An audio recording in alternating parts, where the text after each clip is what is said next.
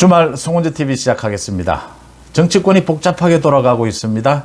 오늘만 해도 이재명의 민주당은 잠시 뒤인 오후 4시부터 대규모 장외 집회를 엽니다.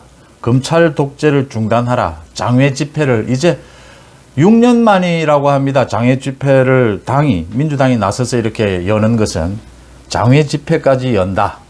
그 다음 국민의힘에서는 안철수, 김기현의 당권 경쟁이 갈수록 치열해지고 있습니다.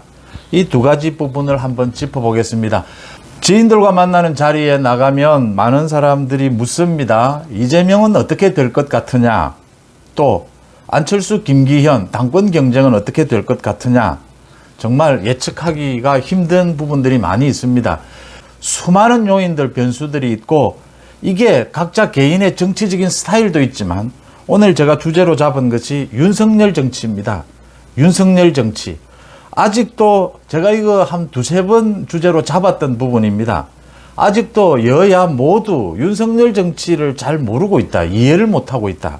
아니면 자기 정치를 고집하고 있다. 자기 스타일을. 이 부분을 말씀드리고자 합니다.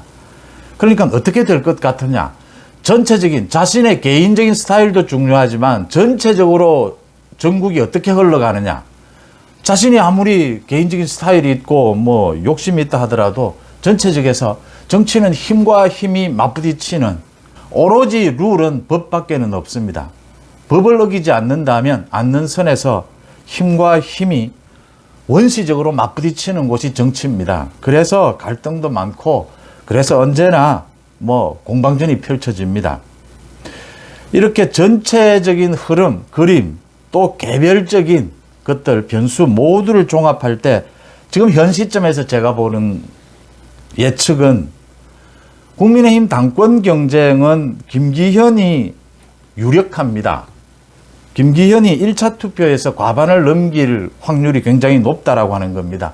그 가장 큰 이유는 경쟁자인 안철수가 너무나 이 정치적인 스텝이 어리석다라고 하는 것입니다. 그 다음 이재명의 민주당은 어떻게 될 것 같으냐. 이재명을 구속시키기는 힘들 겁니다. 민주당이 이걸 해야 되는 건데 민주당이 그까지는 못 갈 것이다. 그렇지만 이재명을 얼굴로 해서 총선을 치르기는 힘들 것이다. 가을쯤입니다. 9월 그쯤에서 민주당이 이 계파별로 대타협을 이룰 것이다. 공천을 놓고. 그래서 이재명을 2선으로 물리고 비대위를 만드는 이런 체제가 될 것이다. 이재명을 완전히 민주당에서 손절할 힘도 의지도 없을 것이다. 그 정도까지는 못 갈 것이다 라고 하는 겁니다. 겉으로는 이재명을 2선으로 물리는 이런 대타협을 하겠지만 살아남기 위해서 당이 분열, 쪼개지지 않기 위해서 그런 식으로 흘러갈 것이다. 국민의힘 전당대회는 김기현이 유력할 것이다. 이렇게 보입니다. 왜 그런지 윤석열 정치가 뭔지, 윤석열 스타일이 뭔지를 주제로 해서, 키포인트로 해서 한번 이 문제를 풀어보겠습니다. 송은재TV 최근 들어서 이렇게 구독자분들이 나가고 또 들어오고 하시는 분들이 좀 많습니다. 제가 나경원을 좀 공격을 했습니다. 나경원에 대해서 많이 비판을 할 때 또 많은 분들이 나가기도 했고, 안철수에 대해서 요즘 비판을 하고 있는데 좀 많은 비판을 했습니다. 또 많은 분들이 나가시고 하는데 참 나가면 좀 섭섭합니다. 그런데 있는 팩트가 있고 또 그것을 보는 제 이 분석, 그 이야기를 하지 않을 수는 없고 그래서 참 어쩔 수 없는데 나가지 않았으면 참 좋겠다는 생각은 합니다만 그렇습니다. 안철수를 공격해서 저도 지금 김기현을 좀 공격하고 싶습니다. 저는 기계적인 균형, 그게 공정이라고 생각지는 않습니다. 그러니까 저는 정파가 있는 방송을 하죠. 제가 보수로서, 정통 보수로서 현 정국을 읽는 송은재TV는 그런 정파 방송을 하고 있습니다. 또 이 공영방송이 아니면 신문이나 유튜브 모두 다 정파 방송을 할 수 있습니다. 편파와는 좀 다른 것이죠. 정치적으로 지향점을 분명하게 두고 이 전국을 읽는, 보도를 하는, 방송을 하는 그런 방송은 얼마든지 가능하다라고 하는 것이고요. 정파성이 있는 방송을 한다라고 해서 팩트를 무시하는 건 아닙니다. 정파성이 있다 없다와 팩트를 무시한다, 무시하지 않는다는 전혀 다른 차원의 이야기지 않습니까? 팩트에 입각해서 오락보다는 좀 팩트에 입각한 보도, 방송을 한다라는 부분 먼저 말씀을 드리고요. 기계적인 균형은 저는 생각지는 않는데 분명하게 어느 지점, 윤석열 정부의 성공, 이번 전당대회의 키워드는 또 지금 국민의힘 여권이 제대로 이재명의 민주당에 맞서서 제대로 잘 단합된 모습을 보여야 한다. 뭐 이런 차원. 그래서 정확하게 제가 판단을 내리는 쪽으로 기계적인 균형 이런 부분은 생각지 않습니다만 그래도 섭섭해 하시는 분들도 있고 안철수와 나경원만 공격하느냐 김기현도 좀 공격해야 되지 않느냐. 근데 김기현이 소위 기자들을 하는 얘기로 걸려들지를 않고 있습니다. 기자들 같은 경우에는 이렇게 좀 예측을 해야 합니다. 이 판이 어떻게 돌아가서 조금 있으면 어떤 기사거리가 나오겠구나. 어떤 행동을 보이겠구나. 행보를 하겠구나. 김기현은 지금 그러니까 걸려든다. 소위 이렇게 말씀을 드리면 김기현은 지금 외연 확장, 이 친윤으로부터 좀 벗어난 이런 정치적 행보를 보여줘야 합니다. 그러려면 대통령실과 친윤과 각을 세우는 이런 모습도 좀 필요합니다. 그런 부분에 대해서 김기현이 저걸 어떻게 풀어가느냐. 외연 확장 또 뭐 중도 확장 뭐 다 좋습니다. 김기현이 그 부분에 있어서 굉장히 실수를 하지 않는다라고 하는 겁니다. 그 부분에서 김기현이 좀 과욕을 부려서 대통령실과도 간혹 각을 세우고 뭐 윤핵관이라고 하죠. 그 아주 비난하는 말인데 저는 그래서 잘 쓰지 않습니다. 친윤 핵심들과도 각을 세우는 이런 모습을 보여줄 수 있는데 그런 모습을 보여주면 제가 김기현을 소위 박살을 낼 생각이었는데 아직은 그러지 않고 있습니다. 저는 누구를 만약 하면 제가 지지를 한다라고 그건 뭐 언제나 말씀을 드렸습니다. 제가 뭐 어느 당을 지지한다든지 어느 후보를 지지하면 여러분들에게 지지한다라고 말씀을 드리고 방송을 하겠습니다. 그런 방송 얼마든지 가능하고 국가로부터 예산을 지원받는 게 아니라면 그런 정파 방송 얼마든지 가능하다라는 말씀을 드리고요. 윤석열 정치, 윤석열 스타일을 너무나 모르고 있다라고 하는 겁니다. 여야 모두. 이게 지금 나경원에 이어서 안철수 사태가 벌어졌고 저는 안철수가 나경원보다 더 못하다고 봅니다. 더 헤매고 있다고 봅니다. 그리고 이재명의 민주당, 이재명 자신도 그렇고 이재명을 바라보는 민주당도 조금 있으면 장외 집회를 여는데 이제 조국 수호 집회처럼 장외 집회를 열어야 합니다. 정해진 수순입니다. 이 길로 안 갈 수가 없습니다. 막다른 골목으로 가는 거죠. 이게 이제 정치가 선택의 폭이 넓어지도록 언제나 하는 것이 현명한 정치인데 정치를 못하면 못할수록 또는 자신이 저지른 비리나 지난 과거에서 정치적 선택을 잘못하면 선택의 폭이 갈수록 좁아지는 겁니다. 지금 이재명이 그런 경우고 안철수가 그런 경우입니다. 선택의 폭이 좁은 겁니다. 갈 길이 정해져 있는 겁니다. 이제 이재명의 민주당이 이 부분으로 내몰리고 있다라는 겁니다. 왜 그런지 하나 둘씩 윤석열 정치 먼저 잠깐 말씀을 드리고요. 이건 제가 한 2번 정도 말씀을 드렸습니다. 윤석열 대통령은 기존의 정치 스타일대로 정치를 하지 않습니다. 그렇다고 해서 윤석열 대통령이 뭐 검사 시절처럼 죄 지은 놈, 안 지은 놈 이런 이분법적인 곳에서 머물고 있느냐? 그것도 아닙니다. 포용력도 있고 사람들에 대한 뭐 스킨십도 있고 다 보여줬습니다. 대통령 선거 기간 동안. 김종인, 이준석, 유승민, 그 다음 이어서 이재명, 문재인, 그 다음 집권 여당의 권성동, 주호영, 정진석도 마찬가지입니다. 지금 윤석열 스타일, 윤석열 정치를 이해를 못하고 있습니다. 이해를 하면서도 자기 스타일을 고집하고 있는 경우도 있습니다. 지금 윤석열 정치를 잘 그래도 이해하고 있는 사람은 제가 보기에는 현재까지는 김기현, 장제원 정도입니다. 또 대통령실의 김대기나 이진복 정무수석 정도입니다. 그래도 근데 윤석열 정치라는 것도 윤석열 대통령도 변합니다. 전국이 변하는 것에 따라서 윤석열 스타일도 변합니다. 변해가는데 전체 전국의 힘이 어디로 이동을 하는데 윤석열 스타일은 어떻게 변해갈 것이냐인데 윤석열 대통령이 김종인도 안았습니다. 마지막 김종인이 상황 행태를 보이자 쳐냈습니다. 끝까지 이준석은 안고 갔습니다. 안철수 후보 단일화 많은 이야기를 하는데 안철수도 끝에 그렇게 안철수가 목리를 부려도 마지막에 안았습니다. 윤석열 대통령은 총선까지의 전국을 총선까지 민주당은 이재명의 영향력에서 벗어나지 못할 것이다 라고 보고 있습니다. 그래서 다음 총선은 윤석열 정부에 대한 성공, 중간평가하고 민주당과의 대결에서는 비리를 저지른 이재명과 이런 비리와는 거리가 먼 원칙, 법치에 가까운 여당의 대결이 될 것이다. 그 대결로 가면 윤석열 지금의 정치 스타일을 유지해 가는 것이 훨씬 유리하다라고 윤석열 대통령은 판단하고 있는 겁니다. 그래서 지금 기존의 안철수, 나경원 마찬가지입니다. 지금 안철수가 하는 이야기는 이거죠. 간단하게 좀 쉽게 말씀을 드리면 양다리 좀 걸치자. 나도 좀 친윤에 넣어달라. 뭐 김기현이 친윤인 것은 알겠는데 나도 친윤 아니냐. 그러면서 비윤, 반윤. 이 비윤은 참 만들어낸 말인데 친윤이 아니면 반윤이죠. 그런데 반윤은 또 아니니까 이게 애매하게 비윤 이런 것도 만들어내서 이렇게 언론에서 이야기하게 되는데 정확한 표현은 아닙니다만 그러니까 윤석열 정부 입장에서 보면 친윤 아니면 반윤인 거죠. 정치에서. 그런데 비윤이라고 하겠습니다.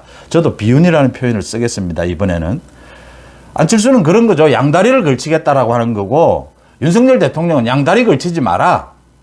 안철수, 나경원은 이런 겁니다. 기존의 정치 문법으로 보면 윤석열 대통령이 대강 포용해 주는 행태가 나을 텐데 그러지 않을까 기대를 하는 겁니다.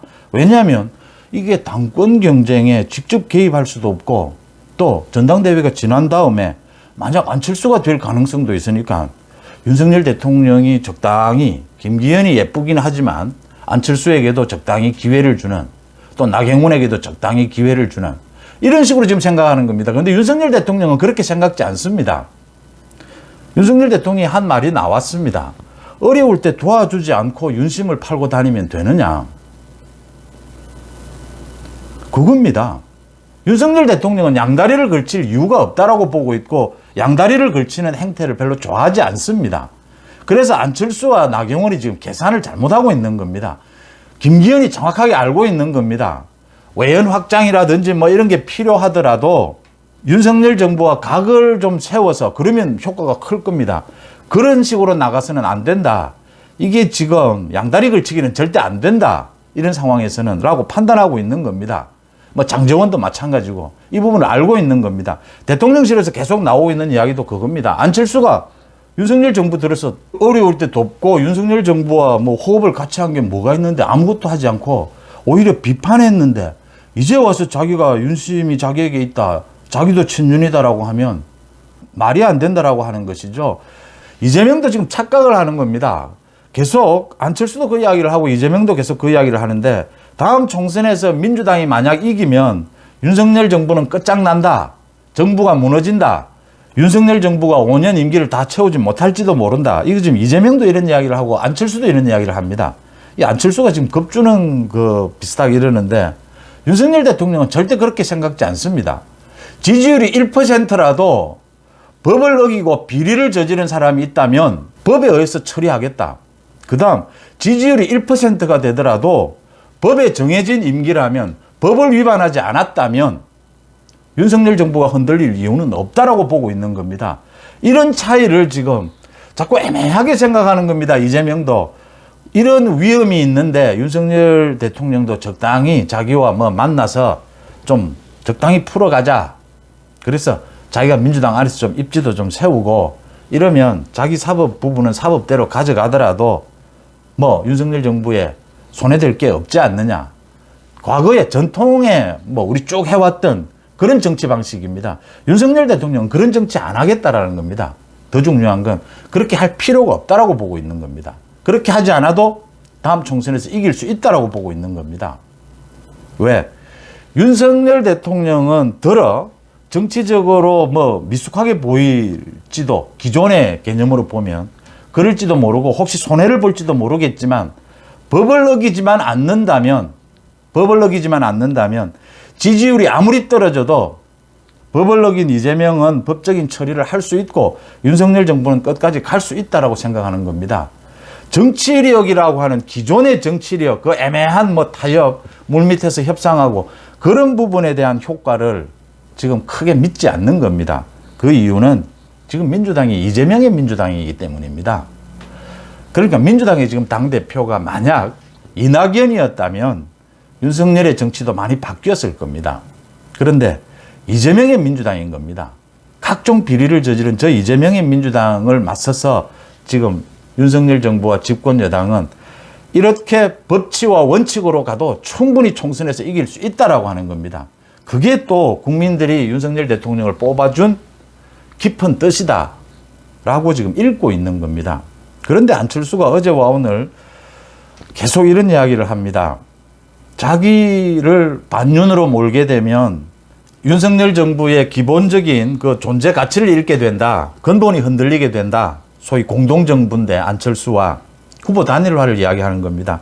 그러면서 또 나경원이 했듯이 대통령실과 윤석열 대통령을 갈라치게 합니다. 대통령실이 지금 잘못하고 있다. 그래서 대통령실을 뭐 잘라야 된다.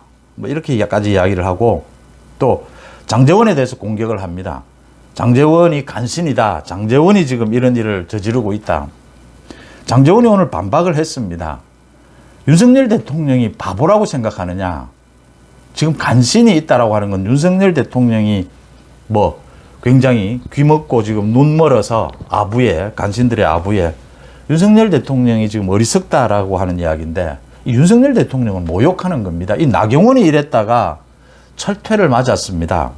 그런데 나경원보다 안철수가 더한 건 나경원은 잘못했다라고 하면서 불필요하게 대통령실과 윤석열 대통령을 갈라치게 하려다가 뭐 된통 당한 것이죠.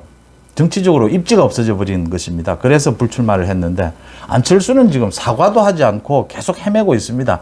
자기는 나경원처럼 뭐 불출마하는 그런 일은 없을 것이다. 누가 자기 보고 불출마하라고 한 이야기 한 적 아무도 없습니다. 지금 뭐 집단 린치하느냐 린치하는 것 없습니다. 그냥 공방전 벌이고 있는 겁니다. 안철수는 윤심 아니다. 친윤 아니다. 근데 왜 자꾸 친윤을 오려고 하느냐. 뭐 지금 매달리게 하는 거냐. 양다리 걸치지 말라라는 소리입니다. 양다리 걸치는 정치 싫다라는 겁니다. 윤석열 대통령의 뜻입니다. 대통령실이 윤석열 대통령 뜻과 다르게 무슨 메시지를 낼 수가 있습니까? 장제원, 제가 한번 예를 들은 적이 있습니다. 정권 초반기에 장제원에게 추천을 받거나 장제원을 또 통해서 50명이 국회에서 보좌관들이나 대통령실에 들어갔다가 모두 다 잘렸습니다. 그때 장제원이 이선 후퇴를 했죠. 장제원은 끝났다 소리를 들었습니다. 윤석열 대통령이 장제원이 맞지 않는 행동을 하는데 장제원이 간신으로 행동을 하는데 윤석열 대통령이 그걸 용서할 것 같으냐라는 겁니다. 단칼에 50명을 내보내는 일이 생겼습니다. 정권 초반에 대통령실에 400명 가운데 50명을 잘라버렸습니다. 그게 윤석열 스타일입니다. 그 중에는 유능한 사람도 있었고 괜찮은 사람도 있었습니다. 근데 윤석열 대통령이 한마디로 스타일에 맞지 않는다. 대통령실에 근무하는 근무 자세가 아니다. 유능과 무능을 떠나서. 장제원이 그 이외에도 장제원은 자신의 입처럼 자신이 말을 한 것처럼 윤석열 대통령이 장제원, 한동훈 이야기 많이 합니다. 한동훈, 뭐 이상민 모두 마찬가지입니다. 윤석열 대통령의 뜻을 어기면서까지 어떤 뭐 자신의 이익을 위해서 뭐 공천을 위해서 이렇다고 했는데 안철수가 이익을 위해서 어떤 일을 할 수 있느냐? 절대 못합니다. 검사 시절부터 또 뭐 이상민은 40년 가까이 윤석열 대통령의 뭐 고등학교, 대학교 후배니까 그 모임이나 이런 거니까 그런 적이 없습니다. 단지 이제 뭐 한동훈 같은 경우에 윤석열 대통령이 검사 시절에 지시를 내리면 한동훈은 윤석열 검사가 지시하는 그 이상의 것을 해와서 참 그러니까 누구에 대한 수사를 하라라고 하면 윤석열 대통령이 생각하는 수사가 한 100이라면 한동훈은 200, 300을 해온다라고 하는 겁니다. 그래서 이거 참 예쁘긴 예쁜데 일을 너무 잘해서 문제다라는 이야기들이 많이 나왔죠. 이제 그런 이야기들입니다. 이야기 자꾸 왔다 갔다 하는데 어젯밤에 김기현이 나경원을 만났습니다. 나경원이 뭐 깊이 숙고해 보겠다라고 했는데 나경원이 갈 길이 없습니다. 무슨 숙고고 뭐 안철수도 계속 나경원에게 이렇게 또 윤석열 대통령에게 매달리듯이 나경원에게 매달리고 있는데 나경원이 갈 길은 그냥 지금 친윤 후보 누가 가장 친윤이냐 김기현이냐 윤석열 대통령의 뜻에 따라서 지금은 김기현이죠. 김기현과 손잡는 것 외에는 아무런 갈 길이 없습니다. 나경원은. 나경원이 다른 길이 있었다면 출마를 했어야 됩니다. 나경원 보고 출마하지 말라는 사람 아무도 없습니다. 단 친윤이라고 쓰지 마라. 윤석열 정부와는 엇박자를 낸 것이다. 그 저출산이나 부위원장직을 맡고 있으면서 출마 부분을 정리하지 않는 것은 잘못된 것이다. 출마는 하든지 마음대로 해라. 그렇지만 친윤은 아니다. 선을 그은 겁니다. 그때 나경원이 접은 겁니다. 친윤으로 남겠다라고 한 겁니다. 그러면 지금 갈 길은 김기현밖에 더 있습니까? 이거 뭐 고민하고 뭐 말은 그렇게 하지만 고민할 게 뭐가 있습니까? 뭐 그런 내용이고 안철수가 계속 지금 자신이 친윤이고 윤심이 자기에게 있다라고 하고 지금 계속 윤석열 대통령의 메시지가 나오고 있는데도 경고가 나오고 있는데도 그 김영우를 해촉시킨 것은 안철수를 해촉시킨 겁니다. 그런데도 계속 지금 매달리고 윤석열 대통령의 말은 아니지 않느냐라고 하는데 윤석열 대통령의 뜻과 다른 이야기를 지금 친윤 뭐 핵심이나 대통령실이 했다면 윤석열 대통령은 단칼에 자릅니다. 50명을 자른 사람입니다. 이걸 지금 보면서도 그런 이야기 안철수가 계속 친윤으로 넣어달라. 친윤으로 넣어주겠다는 겁니다. 지난 행동을 반성하고 정말 뭐 어려울 때 전혀 돕지 않고 비판한 안철수가 친윤으로 올 수 있습니다. 제가 여러 번 말씀을 드렸습니다. 지난 행동에 이렇게 해서 잘못이 있었다. 앞으로는 바뀌겠다. 나는 친윤, 윤심에 따라서 어떻게 해가겠다. 앞으로 전당대회에 나서겠다. 또 필요하다면 대선 후보 포기하겠다. 대선 후보이기 때문에 많은 문제가 생길 수 있다면 자기 정치를 하지 않겠다라는 생각으로 포기하겠다. 그렇게 해서 하면 됩니다. 그런데 양다리를 걸치는 겁니다. 계속해서 뭐 수도권에 자기가 가능성이 있고 경쟁력이 있다면서 비윤, 반윤하고도 손을 잡고 안철수의 정치 행태가 맨날 이겁니다. 안철수의 소위 장점이자 단점이죠. 경쟁력이죠. 이게 오래 안 갑니다. 안철수가 그동안 많은 선거에서 끝에 흐지부지해서 다 떨어지고 하는 이유가 그겁니다. 뭐 이쪽 저쪽 걸쳐가지고 진짜 지지층이 얼마나 있는지는 모르겠지만 쭉 걸쳐가지고 그냥 이래 있는 겁니다. 왜냐하면 자기가 뭘 해야 하는 건지 이 상황에서 이 판단을 어떻게 해야 되는 건지를 좀 솔직하게 말씀드리면 모르는 겁니다. 지금 모르니까 윤석열 대통령에게 이렇게 매달리면서 윤핵관과 이렇게 뭐 분리를 하고 대통령실을 잘라라 이런 이야기를 나경원보다 더 심하게 하는데 메시지가 나오게 될 겁니다. 그렇게 매달리다가 한 칼에 윤석열 대통령으로부터 버림을 받는 메시지가 나오게 될 겁니다. 지금 이 뭐가 뭔지를 가리지를 못하는 겁니다. 지금 안철수의 경우에는. 그래서 안철수는 이 지지율이 유지되지 않습니다. 그냥 유지되는 것처럼 보일 뿐입니다. 지금도 계속 민심 이야기합니다. 계속 뭐 당원 당규 고칠 때 그때처럼 룰을 이렇게 바꿀 때는 안철수에게 시그널을 준 겁니다. 친윤 후보로 나가고 싶으면 정확하게 자신의 입장을 정해라. 양다리는 안 된다라고 한 겁니다. 그런데 지금도 계속 양다리를 걸치면서 장제원을 이제 공격합니다. 장제원을 공격 그렇게 하다가 장제원은 뭐 사무총장 할 생각도 없었는데 사무총장 한다 해서 하니까 장제원은 또 사무총장직도 안 하겠다라고 했습니다. 장제원 다 던졌어요. 장제원, 안철수에 대해서 가장 많이 아는 사람이 장제원입니다. 장제원이 만약에 그러지는 않겠지만 만약 그런다면 저라도 말리겠지만 안철수를 직접 다 까발리면 안철수 견딜 수 있겠습니까? 안철수 지금 합당하면서 뭐 이자 2,500만 원 받아간 것 나는 70억을 포기했다 뭐 이런 이야기 하는데 안철수처럼 돈이 많은 사람이 재력이 있는데 뭐 2,500만 원 가지고 그러느냐? 2,500만 원을 안철수가 가져갔다고 그러는 이야기를 합니까? 모르는 겁니다. 안철수가 지금 국민의힘에 들어와서 사무직, 사무처에 식사하라고 특별 당비 한 번 주거나 경력금 한 번 준 적이 있습니까? 그 이야기를 하고 있는 겁니다.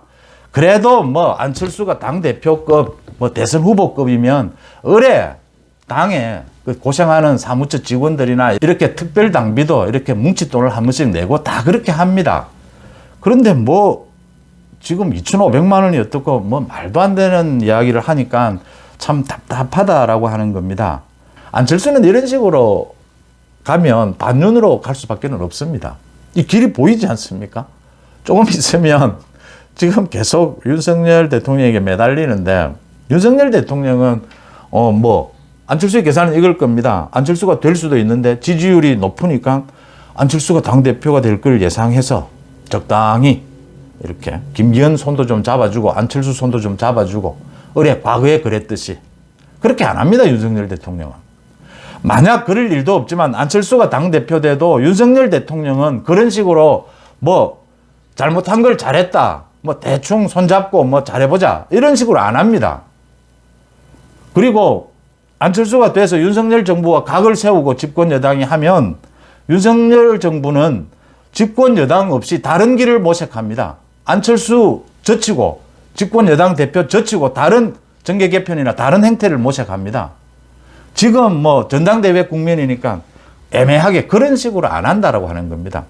지금 이런 국민의힘 전당대회를 보고 많은 사람들이 또 뭐 신문 사설에서 국민의힘이 걱정된다, 우려된다, 대통령이 너무 당무에 개입하는 것이 아니냐, 뭐 많은 이런 우려들을 합니다. 이렇게 우려될 것이 뭐가 있습니까? 윤석열 대통령이 영향력을 행사하고 있습니다. 정확한 메시지를 내고 있습니다. 법을 어긴 게 있습니까?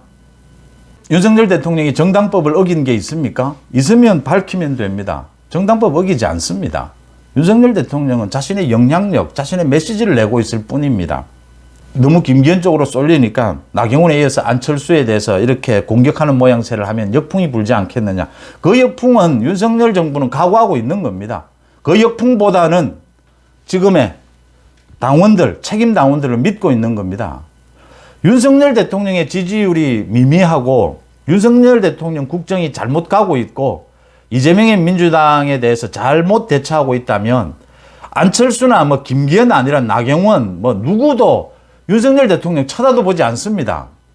지금 책임 당원들 대다수가 윤석열 국정, 윤석열 정치를 지지하고 있기 때문에 계속 매달리는 겁니다. 이렇게 뭐라도 매달려서 양다리, 세 다리 걸쳐보자 이겁니다. 다시 말씀드리지만 김기현이 만약에 양다리를 걸친다든지 이런 행태를 하면 제가 약속드립니다. 김기현에 대해서, 김기현 정치 전반에 대해서 제가 비판의 목소리를 높이겠습니다. 그 약속을 드리고요. 나경원이 갈 길은 김기현과 손을 잡고 나경원의 그래도 남은 정치적 역량을 보여주는 그 길로 가게 될 것이다. 그 길 이외에는 나경원이 갈 길이 없습니다. 그 길 이외의 길을 나경원이 선택한다면 그건 정말 제가 좀 혹독하게 비판할 때 말씀을 드렸는데 초등학생 수준의 결정입니다. 그 다음 안철수가 지금 갈 수 있는 길은 1%, 2% 가능성인데 당대표를 꼭 하겠다면 대선 후보직을 내려놓는 겁니다. 대선 후보직을 내려놓고 윤석열 국정을 위해서 모든 것을 희생하겠다.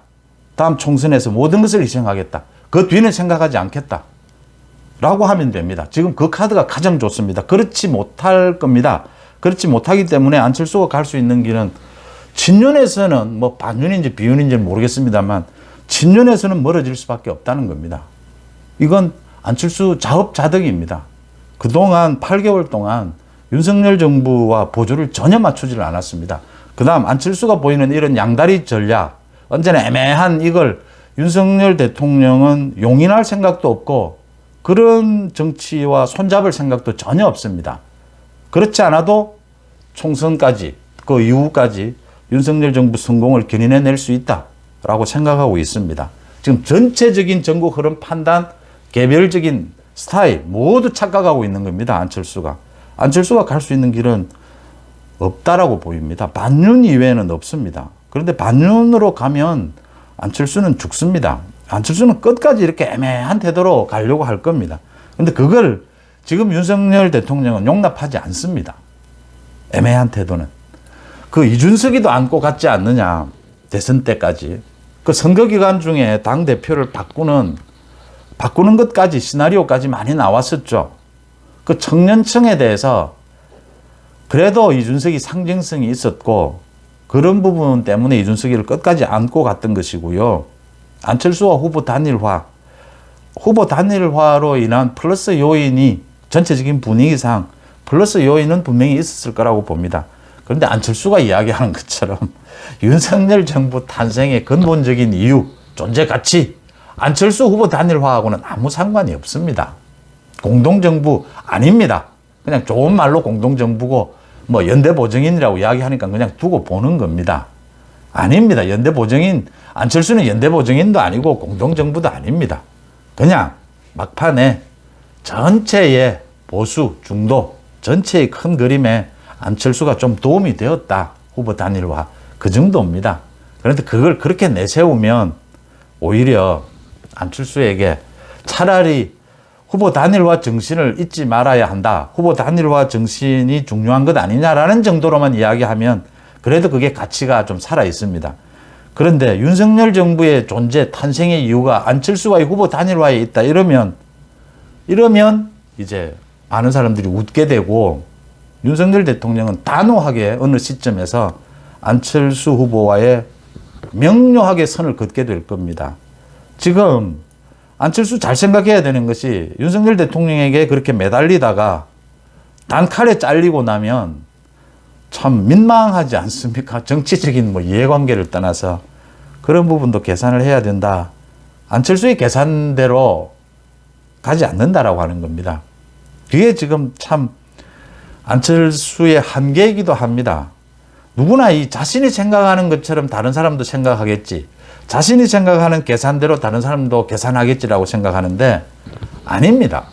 전체적으로 이렇게 지켜보면 그 바둑을 둘 때도 옆에서 지켜보는 사람이 더 잘 보이는 부분이 있습니다. 전혀 착각하고 있는 부분이다. 나경원, 안철수 그 부분 정리를 하고요. 김기현은 현재까지 김기현은 두 가지입니다. 하나는 자신의 정치력을 보여줘야 하고 또 하나는 자신의 경쟁력, 확장성 이런 걸 보여줘야 하는데 이게 동전의 양면 같은 겁니다. 정치력을 보여주기 위해서는 이 소위 친윤을 더 벗어나는 영역으로 가야 하는데 그러면 친윤과는 좀 거리를 둘 필요가 있습니다. 그러면 이제 또 엇박자가 날 수 있습니다. 이게 참 김기현으로서는 어려운데 이 부분을 어떻게 헤쳐나가는지 김기현이 만약에 윤석열 정부와 좀 각을 세운다든지 이러면 제가 정말 나경원, 안철수 두 배로 김기현을 비판하겠다라는 약속도 합니다. 약속을 드립니다. 그런데 김기현은 그렇게 가지 않을 겁니다. 왜냐하면 말씀드렸지만 김기현, 장제원, 김대기, 이진복 지금 이런 정도가 가장 윤석열 정치를 잘 이해하는 그래도 선이다. 저는 그렇게 보입니다. 그래서 그런 어리석은 결정은 하지 않을 것으로 보입니다. 이미 또 책임 당원들에 대한 이 여론을 다 파악하고 있습니다. 지금 전당대회는 윤석열 대통령의 영향력이 결정적입니다.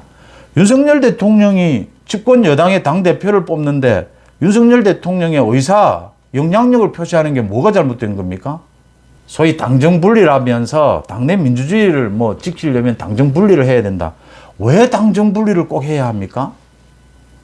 20년 동안 그래 왔기 때문에 우리 그래야 됩니까? 안 그러면 독재가 된다라고 하는데 왜 독재가 됩니까? 외국의 그 많은 경우에 대통령이 집권 여당의 대표를 하고 외국의 경우 거의 대부분이 당대표, 원내대표가 분리되어 있는 것도 거의 없습니다. 왜냐하면 내각제가 훨씬 많기 때문입니다. 왜 그래야 합니까? 지난 20년 동안 권위주의 시대를 탈피하기 위해서 우리가 임시적으로 만들어 놓은 제도들입니다. 그런 제도들이 무슨 대단한 원칙은 아니다라고 하는 것이고요. 시대 상황에 따라 언제나 바뀔 수 있다라고 하는 것입니다. 그 다음 이재명의 민주당으로 가겠습니다. 이재명의 민주당이 갈 길은 이제 구속은 면하고 끝까지 재판에 가서 버티기입니다. 시간 끌기입니다. 조국과 똑같은 전략입니다. 조국이 버티다 어제 징역 2년을 받았습니다. 김명수 때문에 재판을 끌 수 있었습니다. 조국도 마찬가지고 김경수도 마찬가지입니다. 김명수 대법원장도 오는 9월이면 이제 바뀝니다. 김명수도 그 자리 죽을 때까지 있는 건 아닙니다. 이재명 시간 끌기 이런 전략을 하는데 총선까지는 끌어보자 이겁니다. 감옥에 가도 만약 가더라도 감옥에서 공천권을 들고 이제 민주당을 협박할 겁니다. 참 이 이재명의 판단, 민주당 이걸 쳐다보는 민주당의 판단, 이 부분 가장 중요한 건 윤석열 정치입니다. 윤석열 정치에 대해서 지금 착각하고 있다고 하는 겁니다. 이재명의 민주당이 꼭 같습니다. 조국 사태랑. 조국이 검찰 조진다. 자기 혐의 전부 부인하고 잘못한 거 하나도 없고 검찰이 나쁜 짓을 하는 것이다.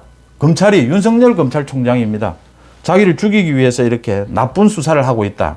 그랬습니다. 이재명 지금 꼭 마찬가지입니다.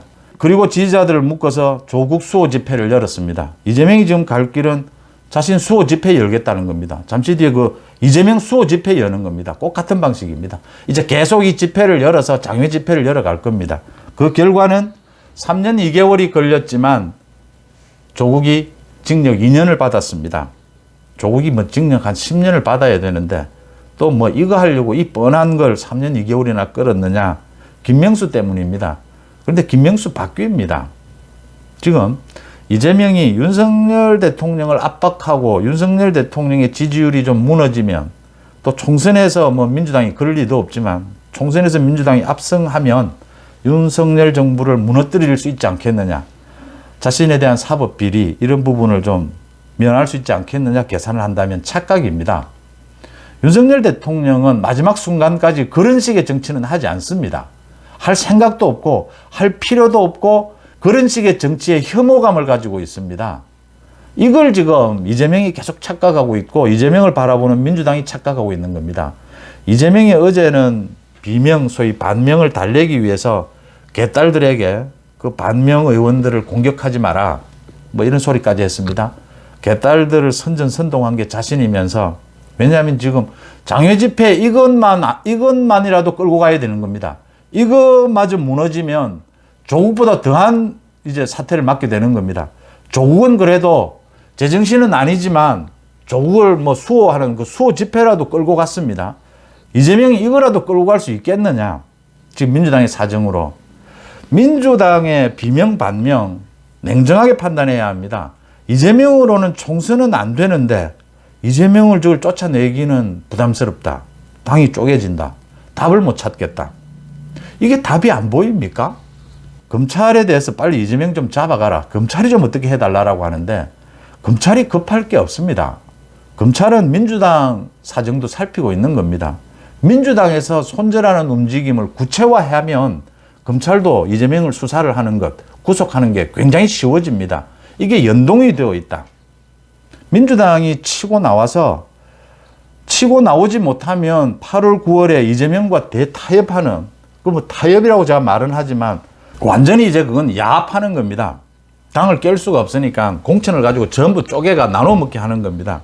그런 식으로밖에 갈 수밖에 없지 않느냐 지금 이렇게 생각을 하는데 그렇지 않고 민주당에서 새로운 리더십으로 치고 올라오면 검찰도 굉장히 적극적으로 움직일 것이고 이 전체 국면에서 윤석열 정치 스타일은 굉장히 이 부분으로 법치, 원칙 이 부분에 굉장히 힘을 싣게 될 것이다. 그러면 지금 반명 민주당 의원들이 생각하는 것보다 훨씬 더 빨리 이재명과 손절하는 그것도 깔끔하게 하는 방법도 찾을 수가 있다. 다음 총선을 이재명 없이 그래도 씻어내고 좀 민주당이 치를 수 있다면 그래도 뭐 민주당으로서는 그게 가장 좋은 방법일 겁니다. 지금 오늘 장외 집회 이 부분 열게 되면 앞으로 이제 장외 집회를 통해서 이재명에게 민주당이 질질 끌려가게 될 겁니다. 지금 뭐 전국에 강제 동원을 하고 반명 의원들은 반발하고 하는데 이게 지금 질질 끌려가는 겁니다. 장외 집회 한번 열기 시작하면 이재명 개인 비리로 장외 집회를 여는 겁니다. 조국이 입시 부정한 걸로 대학 교수 장관이라는 사람이 자신의 자녀들 입시 부정한 걸로 저렇게 검찰을 공격한 그 개인 비리를 가지고 많은 지지자들이 조국을 수호하겠다라고 합니다. 지금 이재명을 민주당이 나서서 수호를 한다라고 합니다. 이게 지금 민주당 죽는 길로 가는 겁니다. 이재명은 지금 이걸 총선까지 끌고 갈 겁니다. 조국 수호 집회처럼. 그게 끝이 어디일지 보이지 않습니까?